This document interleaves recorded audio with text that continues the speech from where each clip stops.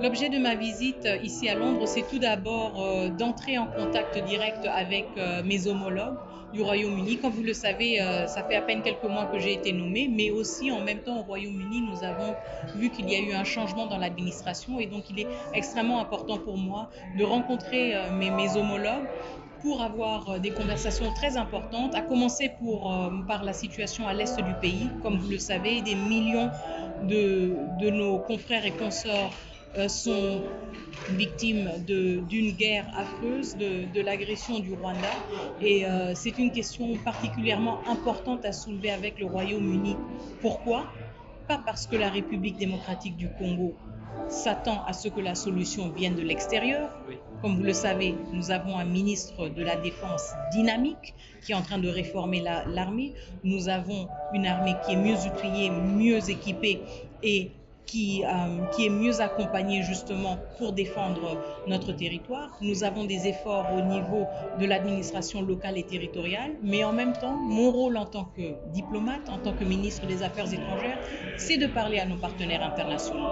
Donc il est important de contextualiser que les efforts que moi je mène ne sont pas les seuls efforts de la République démocratique du Congo. Et quand je viens ici, c'est pour parler à nos interlocuteurs tels que le Royaume-Uni, parce que le Royaume-Uni est membre permanent du Conseil de sécurité, parce que le Conseil de sécurité a tout d'abord comme responsabilité de sauvegarder la paix et la sécurité internationale, une responsabilité légale.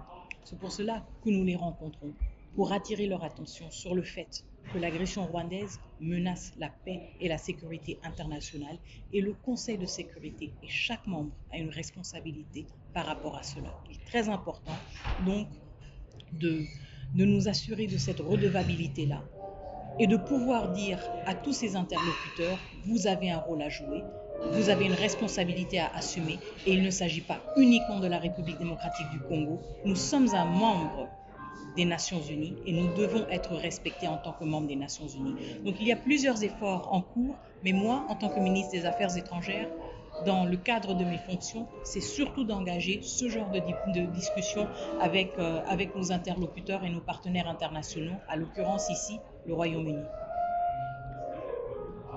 Pensez-vous que le Congo a été ignoré ou pas écouté et maintenant il faut redynamiser les choses?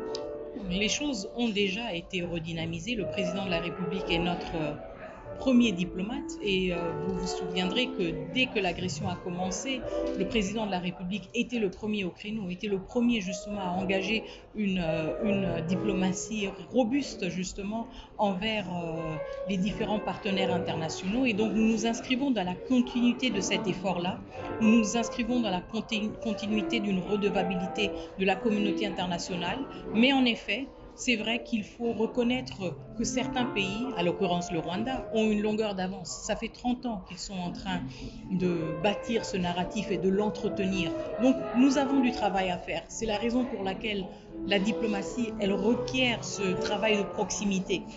Pour que la voix du Congo se fasse entendre, nous devons être proches des uns et des autres. Nous devons les faire comprendre qu'il y a une autre version de l'histoire, au-delà de celle qu'ils ont entendue et crue pendant les dernières 30 années, que le Rwanda est un pays qui contribue aux missions de maintien de la paix. Certes, c'est vrai, mais en même temps, le Rwanda contribue à la plus grande crise humanitaire au monde.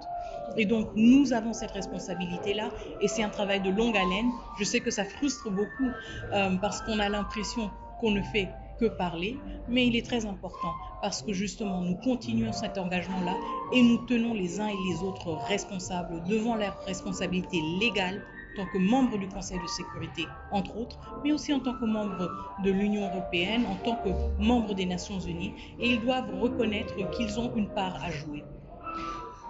Sur le plan de foreign policy, la politique étrangère, et la Chine est parmi les grands champions, parmi les grands partenaires et aussi membres des BRICS, tout ça, et parmi les partenaires économiques. Pensez-vous que la Chine joue un rôle prédominant, primordial en République démocratique du Congo? Si oui, cela attire-t-il des envies, des jalousies de la part d'autres partenaires?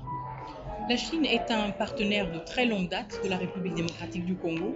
Je pense que nous nous réjouissons de voir que ce partenariat mûrit, continue à grandir, nous aide à nous développer, nous aide à avoir des conversations entre égaux. Et juste après le FOCAC, justement, nous voyons aussi qu'il y a encore plus de dynamisme à renforcer et à diversifier notre partenariat avec la Chine. Et c'est quelque chose que nous pouvons que saluer. En même temps, je le dis toujours, nous regardons la question du partenariat et aussi des investissements du secteur privé comme quelque chose de complémentaire. Et donc, nous prônons toujours la complémentarité des différents acteurs. Il ne s'agit pas de dire, nous, en tant que République démocratique du Congo, nous ne traitons qu'avec tel pays. Et cela ne peut jamais nous être imposé par un autre pays. La République démocratique du Congo est un pays vaste, avec beaucoup de richesses, beaucoup de potentiel. Et donc, il est important pour nous, si nous aspirons vraiment à un essor socio-économique, surtout pour nos populations, nous avons la responsabilité de nous assurer que nos partenariats soient diversifiés pour être à la hauteur de notre diversité, à la hauteur de nos ambitions, à la hauteur de nos aspirations. Et donc, nous ne regardons pas la question du partenariat d'un point de vue d'exclusivité, mais de complémentarité. En République démocratique du Congo, c'est là où nous allons faire les choses marcher. Donc, nous sommes ouverts pour des partenariats qui existent déjà, que nous renforçons avec la Chine, mais d'autres que nous pouvons renforcer et élargir dans d'autres domaines. Merci madame pour votre temps et UK Radio. Ça a été un plaisir de vous avoir. Merci beaucoup et à la prochaine fois. À la prochaine. Merci.